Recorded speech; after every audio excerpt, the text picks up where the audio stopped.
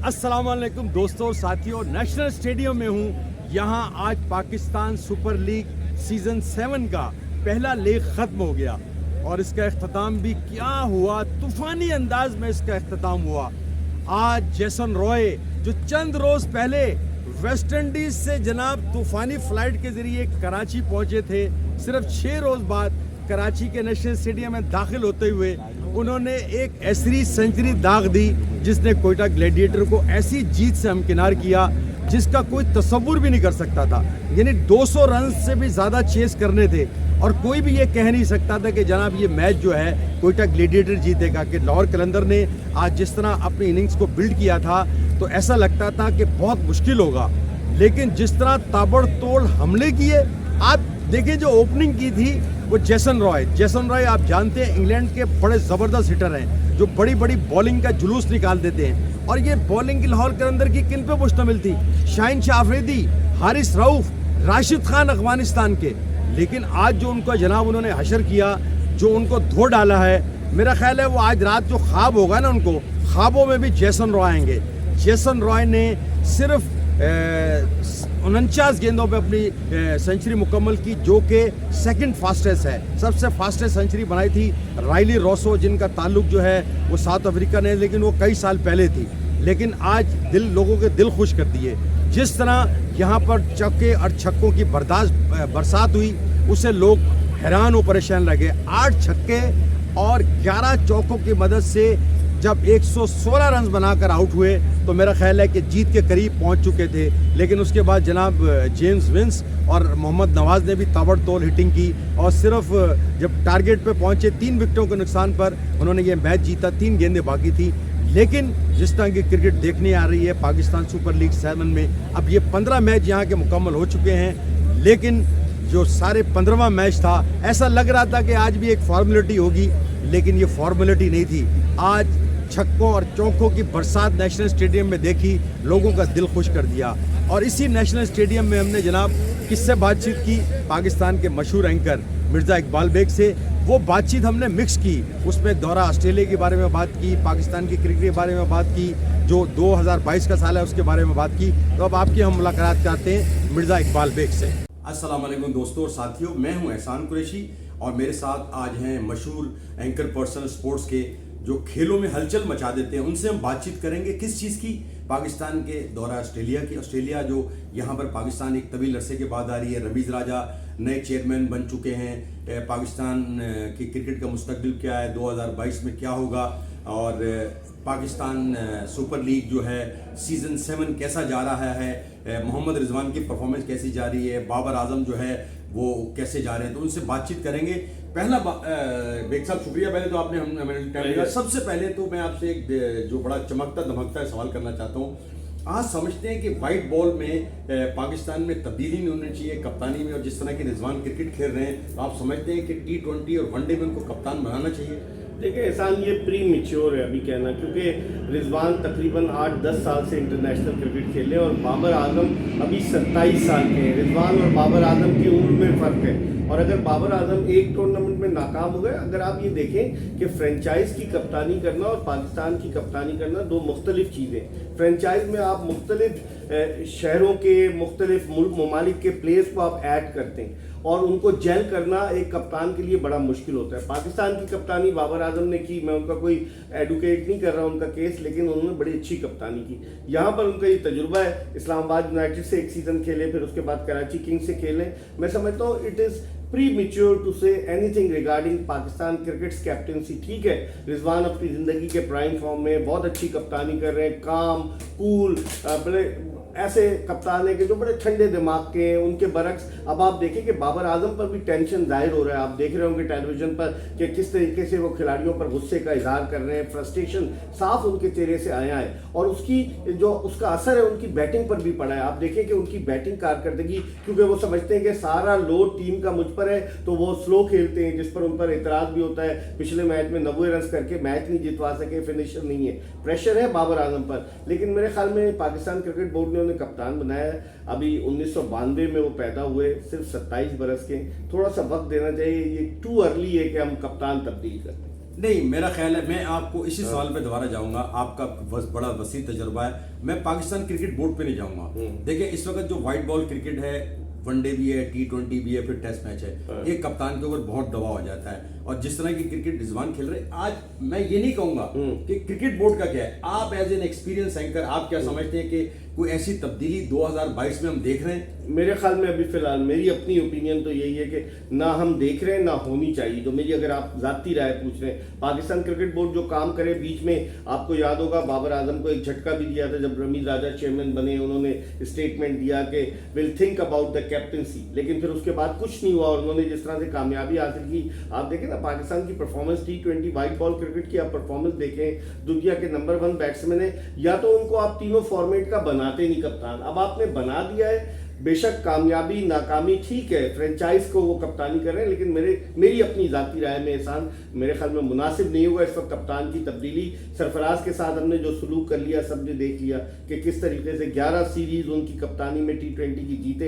एहसान मानी अपने बराबर में बिठाकर कहते थे हमारे कप्तान सरफराज होंगे, और फिर उसके बाद उन्हें दूध में से मक्खी की तरह निकाल बाहर फेंका। मेरे ख्याल में ये पाकिस्तान क्रिकेट का अलमिया है कि हम बहुत जल्दी चीज़ों को जज कर लेते हैं, बहुत जल्दी डिसीजन ले लेते हैं। सरफराज के बारे में तो डिसीजन लोग कहते हैं बनी गाला से आया, कप्तान नाराज हो गए थे प्राइम मिनिस्टर के सरफराज ने पहले क्यों भारत को बैटिंग की दावत दी, उनको खुद खेलना चाहिए था। तो बहुत सारे फैक्टर्स हैं, लेकिन मेरे ख्याल में पॉलिटिकल एलिमेंट अपनी जगह। बाबर आजम मेरे ख्याल में इस वक्त मुझे जो है लगता है 2022 या 2023 तक जाएगी। अच्छा, अभी आपने सरफराज की बड़ी अच्छी याददाश्त की, आपकी याददाश्त भी तो हम दुनिया मांगती है आपकी याददाश्त को।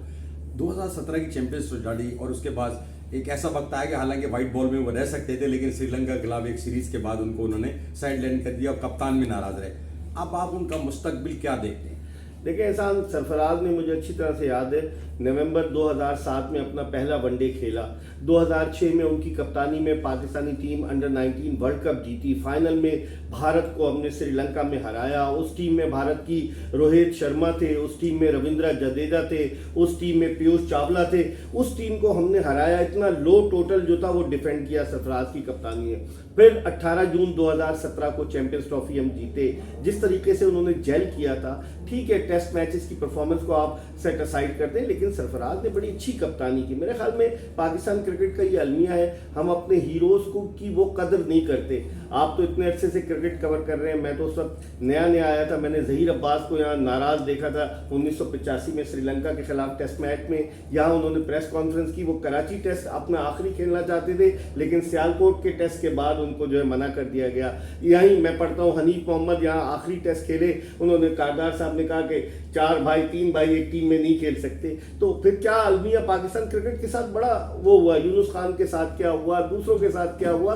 अगर आप इसको देखें तो ये हमारा अलमिया है कि हम अपने कप्तानों को वो इज्जत नहीं देते। अपने क्रिकेट 34 तो टेस्ट के कप्तान है पाकिस्तान के बाबर आजम को मिलाकर 1952 से लेकर अब तक, उनमें से कुछ ऐसे जिन्होंने चंद टेस्ट मैचेस में कप्तानी की। मेरे ख्याल में सरफराज के साथ बड़ी ज्यादती की इन्होंने, और जिस तरह से उसको बिब पहनाकर, जिस तरह से ऑरेंज कलर की उसको मैदान में भेजा जाता, हर दौरे पे ले जाते, सिर्फ और सिर्फ मीडिया के क्रिटिसिज्म से बचने के लिए सरफराज को इन्होंने रखा हुआ था, अपनी दुकान को महफूज रखने के लिए। वरना सरफराज अहमद को खिला सकते थे, एज अ बैट्समैन खेल सकता था वो, लेकिन इन्होंने अपनी मनमानी करनी थी। मेरे ख्याल में पाकिस्तान क्रिकेट में एहसान पसंद और नापसंद का बड़ा अमल दखल होता है, और जिसकी लाठी उसकी भैंस होती है। मुझे लग रहा है कि सरफराज के साथ उन्होंने ज्यादती की। अच्छा, अब आप क्या समझते हैं कि उनका मुस्तकबिल अभी है या उनका कैरियर अब अपने इख्तिताम की जानिब बढ़? मुझे मुश्किल नजर आ रहा है। आप देखें कि जब न्यूजीलैंड की टीम लास्ट ईयर पाकिस्तान आ रही थी, तो इन्होंने मोहम्मद हारिस जो खैबर पख्तूनख्वा का एक विकेट कीपर, उसको नंबर 2 रख लिया और सरफराज बाहर हो गए। आपने रोहेल नजीर पे इन्वेस्ट किया। रोहेल नजीर पाकिस्तान अंडर 19 का कप्तान था, इस्लामाबाद का खिलाड़ी है,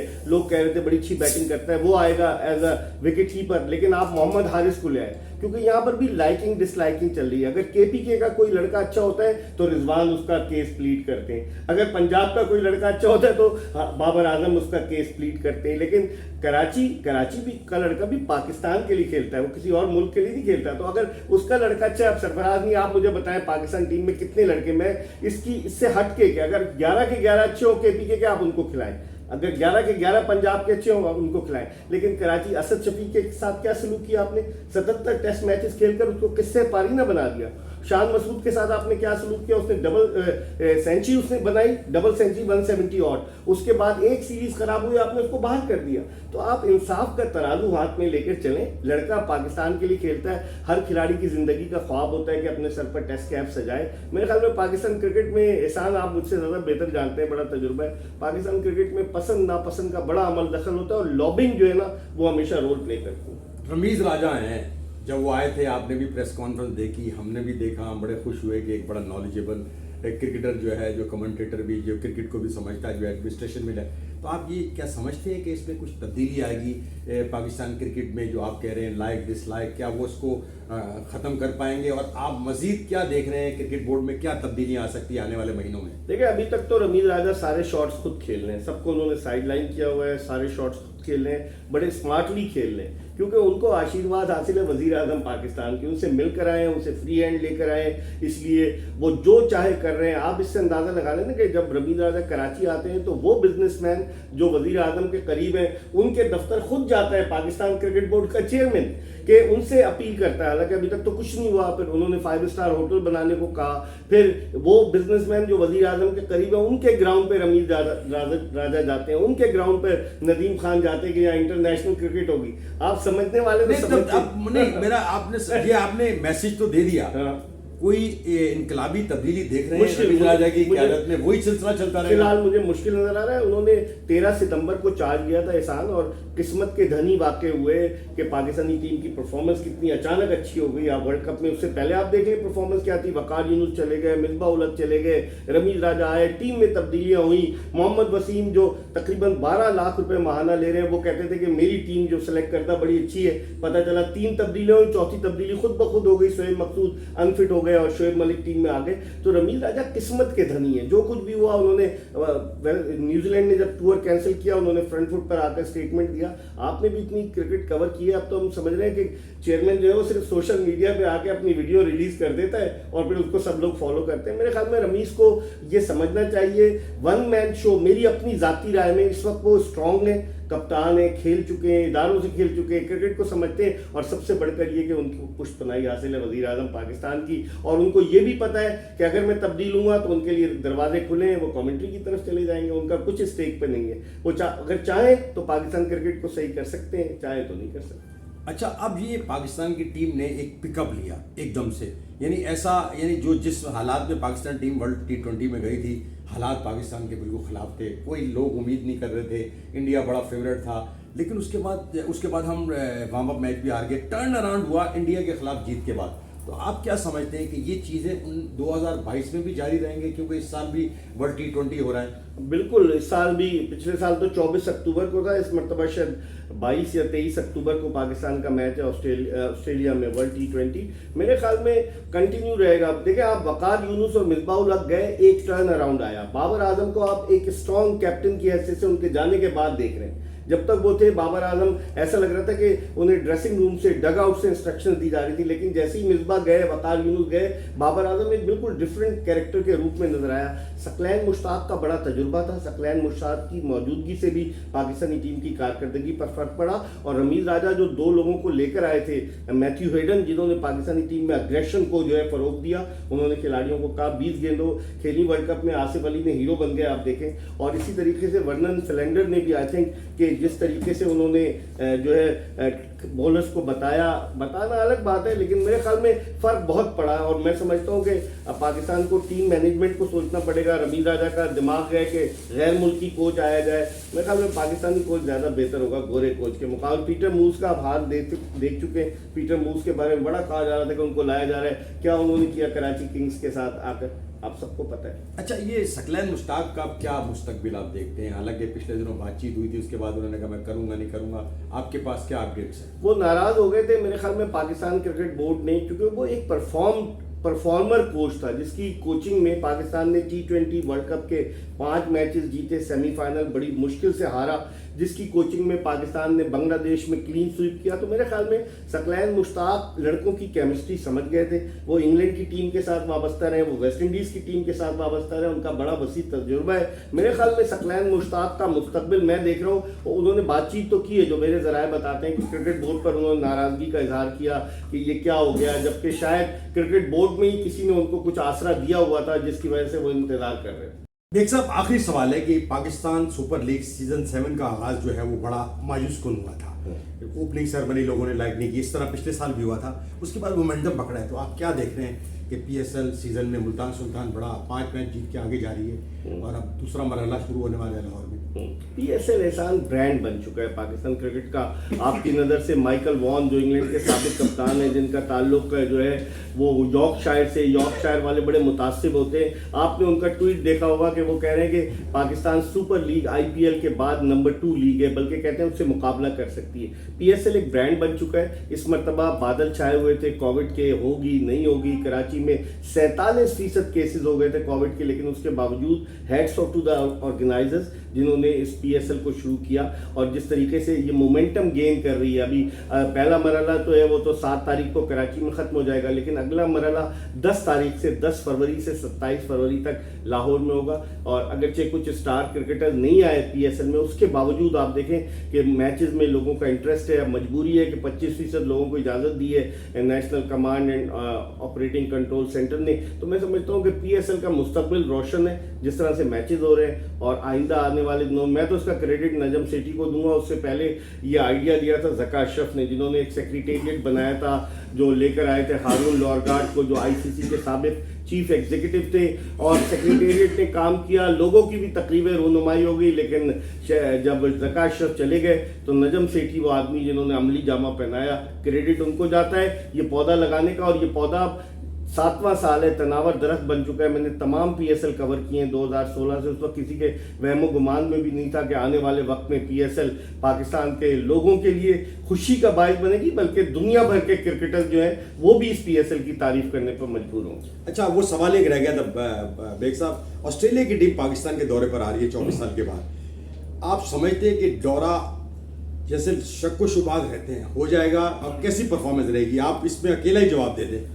देखें, 1998 में आखिरी मरतबा ऑस्ट्रेलिया की क्रिकेट टीम पाकिस्तान के दौरे पर आई और सबको याद है कि पेशावर में जिस तरीके से ट्रिपल सेंचुरी बनाई और हम लोग समझ रहे थे कि मार्क टेलर जो है वो रिकॉर्ड तोड़ देंगे, लेकिन उन्होंने हैरत अंगेज तौर पर डिक्लेयर कर दी। मार्क टेलर ने अपनी इनिंग्स खुद भी डिक्लेयर हो गए और 1998 के बाद तकरीबन 24 बरस का अरसा ऑस्ट्रेलिया की टीम पाकिस्तान आ रही है और सबको तवक्कुआत वाबस्ता है। लेकिन ऑस्ट्रेलियन क्रिकेटर्स, अगरचे क्रिकेट ऑस्ट्रेलिया ने कहा है कि उनकी टीम जो है वो बिल्कुल तैयार है, लेकिन आप ऑस्ट्रेलियन से कुछ भी एक्सपेक्ट कर सकते हैं। उनका जो यहाँ पाकिस्तान में हाई कमीशन है वो सिक्योरिटी के हवाले से उनको रिपोर्ट देगा।